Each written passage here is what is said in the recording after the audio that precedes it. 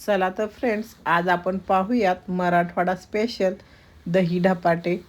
तर मी धपाटे बनवते ती थोड्याशा वेगळ्या पद्धतीने बनवणार आहे. बाजारात छान असे भोपळे आलेले आहेत किंवा दुधी आलेला आहे. तर साल्ट काढून कट करून घेतलेलं आणि एकदम बारीक असं मी मिक्सरच्या जारमधनं हे वाटून घेते, बघू शकताय तुम्ही. त्याचबरोबर मसाले म्हणून मी लसूण, जिरा आणि ओवा टाकून घेते आणि तिखटासाठी हिरव्या मिरच्या टाकलेल्या एक 5 ते 6 आणि कोथिंबीर टाकलेला. तुमच्याकडं पुदिना असेल ते टाकू शकता तुम्ही, किंवा मेथी असेल, पालक असेल तेही टाकू शकता. त्यात मसाले ॲड करून घ्यायचे.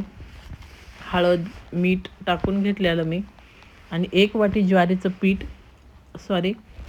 1 वाटी बेसनचं पीठ, 1 वाटी गव्हाचं पीठ आणि 2 वाट्या ज्वारीचं पीठ मी एकत्र करून घेतले आणि हे असा छान असा गोळा किंवा पिठाचा हे बनवून घेतलेला आहे. आणि तुम्ही हे मी साधारण धपाट्या जे आहेत आपण कशा कपड्यावरती बनवतो, तर मी ही भाकरी जशी बनवतो आपण त्याच पद्धतीनं मी हे बनवून घेणार आहे. छान हे केल्यामुळं आपली धपाटी जी आहे ती फुगत नाही, पण ह्याच्यामुळं भाकरी फुगते मस्त अशी आणि 2 पापुद्रे होतात त्याचे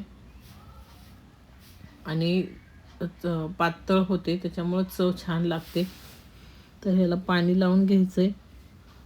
तुमच्याकडे जर ज्वारीचं पीठ नसेल तर बाजरी, नाचणी कशाचंही पीठ तुम्ही टाकू शकता आणि छान अशी धपाटी बनवू शकता किंवा पराठा म्हणू शकता ह्याला तुम्ही दुधीचा, किंवा मग थालीपीठही बनवू शकता. ह्या भागात काही भागात असंही म्हणलं जातं. मीडियम गॅसवरती खमंग असं हे भाजून घ्या.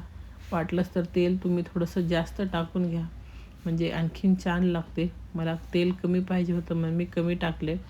अशा प्रकारे एकदा तुम्ही करून पहा, कशी वाटते ते मला कमेंटमध्ये सांगायला विसरू नका. आणि हे खात असताना दह्यासोबत किंवा फिकं वरण, म्हणजेच सपक वरण किंवा फिकी डाळ म्हणतो, ह्याच्यासोबत करून खा. कशी लागते ते सांगा मला.